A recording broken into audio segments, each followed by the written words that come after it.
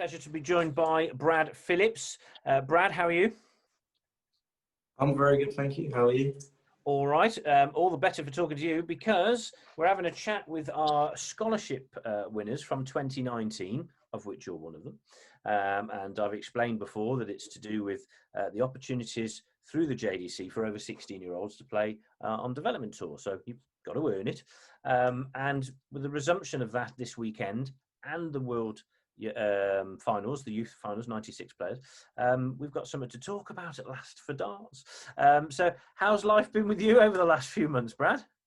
Well, it's the same with everyone, really. It's just been a struggle, but you just got to keep on going with it. And now, well, you got development tour again this weekend, so it's just something to look forward to again. Some young players obviously are turning of 18 or driving, whatever. Has life changed a bit over the last few months for you? Any sort of highlights, anything that you've done in the last 6 months, or has it been all dart orientated? No, not really, to be honest. At the very start of lockdown, I took a break from darts. Okay. It wasn't a massive one. I only had a few weeks off where I just kept myself to myself and just felt like having a little break.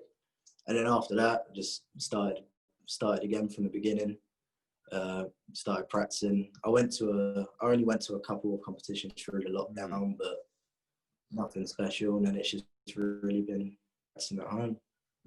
I don't think you're alone there, my friend. I think there's a lot of professionals that probably couldn't see through the first few weeks, thinking, well, and getting the excitement, I guess, for practice, because you're practicing for something, aren't you? Generally, and if there's nothing ahead, I guess people just thought, there's an opportunity to just either focus on something else for a minute because I physically can't focus on darts, or others probably just did lots of things online or were lucky enough to play in other events, I suppose. But you decided to take a break. I tried. Yeah, no, I did try to do a couple of the online things, but I really didn't like it. It was just hard to get into a routine, into a rhythm. So it just wasn't for me. I think it's become blatantly obvious, Brad, that talking to you guys and talking to adults that play, you just can't be standing next to somebody and having a game of darts. Yeah, the winning's so much better. I think the competition, the camaraderie, that's what darts is. It's very sociable. It's a very a sport that anybody can get into. So I think it was around August time we heard that this was going to be going ahead, and fair play for the PDC to get this going. Have you sort of stepped things up now in a way of getting ready for this next 4 days of darts? Yeah, no, over the past few weeks now, well, when I first heard about the confirmed dates of the event or starting up again, I've put a lot more time into practicing at home and keeping myself busy, going out, meeting people, going through, just getting myself ready. Yeah, cool. Yeah, well, yeah, because you are able to, I guess, because we're not locked down. Well, not yet, again, but, just able to do that. And the focus for the Monday, you've already got a decent position. You're in the top 32. For those that don't know, that means you're seeded. Any ambition to sort of get there early? Are you gonna play all three? I take it. Yeah. I've James and Keelan, who we've also spoken to as part of this.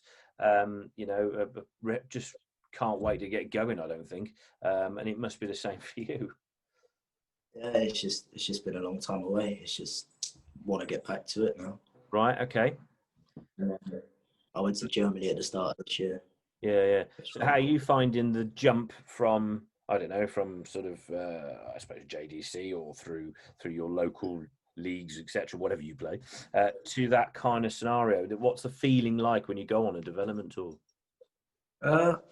It's not really much different. It's like actually being on the JDC before I went into that helped a lot, based on all of us, like playing competitive matches. You got a variety of different abilities, and it's the same on development. So you've got the really top players, and then you've also got some that are not so, but it's just the actual level of the field is just very similar. The standard has risen over the years in darts, I think. Yeah. Generally, I mean, some of the things you see on the TV are just incredible. But even at junior level, and now at your level, development tour level, can you remember what was one of the best performances you've had so far?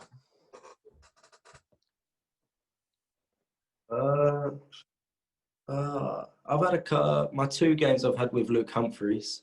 Right, They've been 2 good games. I've lost both, but I've played well. And then one of my games in Germany against someone called Aaron, his name was. Right.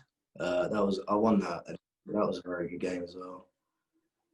I've had a few different games, but it's just finding consistency with it is my struggle. I was mentioned it to Keeling because I just remember it from about 2 years ago when he came. Oh, yeah, it was about that. He came up against Dimitri Van den Berg on a couple of occasions.